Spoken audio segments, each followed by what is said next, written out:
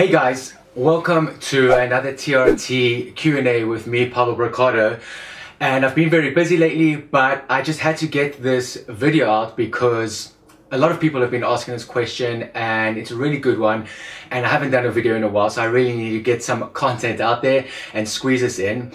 And today we're going to be talking about how to split and store testosterone. And now when I say split, what do I mean by that? Well, sometimes you get these little glass ampules, especially if you're on Sustanon 250, you'll get these 1 ml glass ampules that contain 250 milligrams of testosterone. And maybe your prescription, like mine and many other people's, says that you should only have half for an injection. For example, 125 milligrams every 5 to 6 days. So I've got a lot of questions from users which I'm going to go through now, but the main concern is, well, if you've got 1 ml here and you only need half, what do you do with the other half when you draw half out and you use it and then you've got this open ampule? What do you do? So that's what we're going to talk about today, and let me just read to you the questions from the users and then we'll go into a bit more detail about that quickly. So I'm going to keep them anonymous because they've asked me to, but I'll put the question up on the screen here. So the first guy says, thanks a lot for your videos and help. I myself am on Sustanon 250 and want to inject 125 milligrams once a week, but I have a problem that my glass vial contains 1 ml or 250 milligrams. Once I break the glass vial, I must withdraw the oil into the syringe. How are you storing your Sustanon into two 125 milligrams?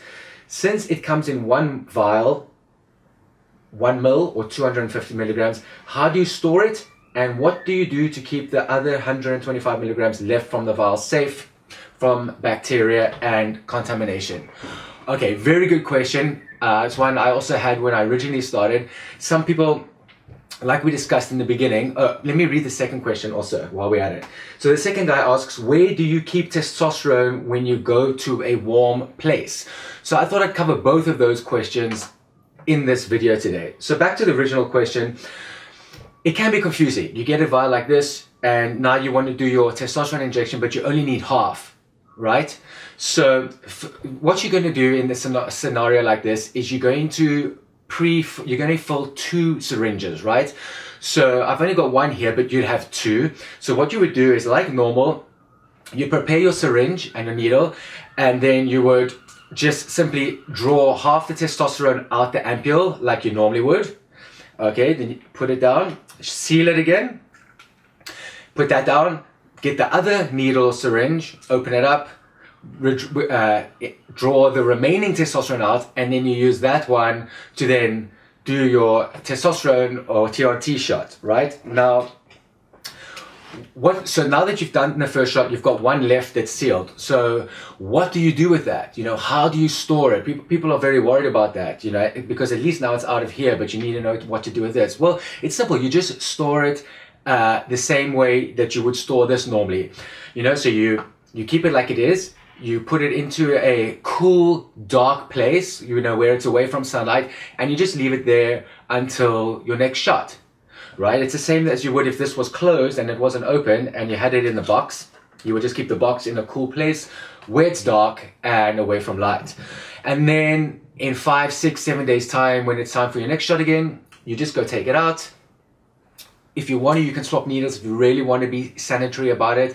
Or like in my case, I'm a bit OCD, compulsive disorder. I like to take a little alcohol swab and just wipe the needle and use it. But it's up to you what you prefer. If you want to change a needle, you can. If you want to use the same one, it's up to you. Just make sure that it's sterile. And then you just give your next shot like you normally would. And that's all you do. Now, the other question I got was concerning storing of testosterone. Now, let's say that you live in a very hot place, right? And according to the pamphlet and the documents that come with Sustanon at least, they say here that you must store below 30 degrees Celsius, do not refrigerate or freeze, okay? So it's got to kind of be stored at room temperature, not too hot, not very cold. So like what I do normally is just put it in the drawer, you know, inside in like a box or in a sort of sterile sort of packet or packaging or something, and I just leave it there till the next shot. But now let's say for some golly reason you live in the middle of the fucking Sahara Desert and it's really hot and you can't keep it there because it's just too hot. So I found something online that says you can, if you really need to, store it in the refrigerator, even though it goes against the documentation and pamphlet here. I mean, if it's more than 30 degrees, what can you do, right? And I don't recommend this, but this is an option that I read about online. So I'm just going to give you all the information. You can decide to use it how you will. So let's say that you need to store this in the refrigerator because you don't have a cool place anywhere in your house. You can do that, but that comes with some drawbacks, right? And so I'm going to read you what happens if you keep testosterone in a very cold place or in a fridge or in a freezer from that article that I found. So give me a second. So here we go, right? So this is a warning for storing testosterone. It says, storage at low temperatures may result in the separation or crystallization of the testosterone within the solution. Okay, so you're going to get some crystallization, or you may get some crystallization if you store it at a very low temperature. So they say here, further on, to re-dissolve the testosterone, place the vial into hot water for at least 5 minutes prior to injection and inject slowly. All right, you may boil water at a low temperature or use hot water directly from the tap or faucet. They then continue to say, this only needs to be done if the vial has been stored and or exposed to low temperatures for a period of time, but not prior to every injection if the vial is properly stored at room temperature.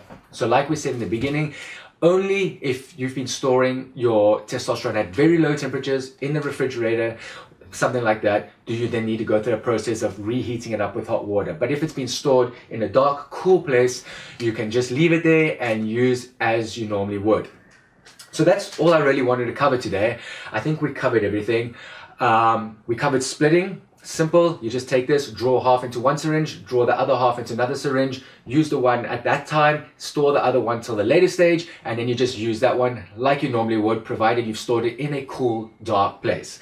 And if you haven't stored it, or you've stored it in a really cool place and it's or a refrigerator, and maybe it's crystallized somewhat, then all you do is you just run it under hot water and for about 5 minutes, and then you inject very slowly afterwards. That approach I don't recommend.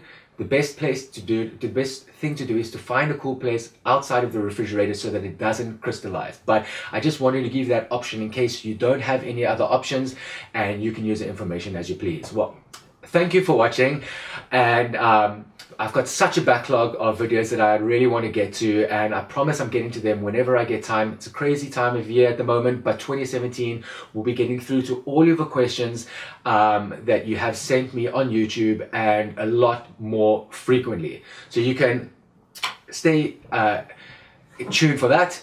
And if you have asked a question and you're wondering when the answer is going to come, just click the subscribe button and then you'll be notified when the videos are released. And if you like this video, you found it helpful, please just click the like button, because when you do that, then it shows up a bit more in YouTube, and then we can help more people like that. So thanks for watching, and I will catch you next time.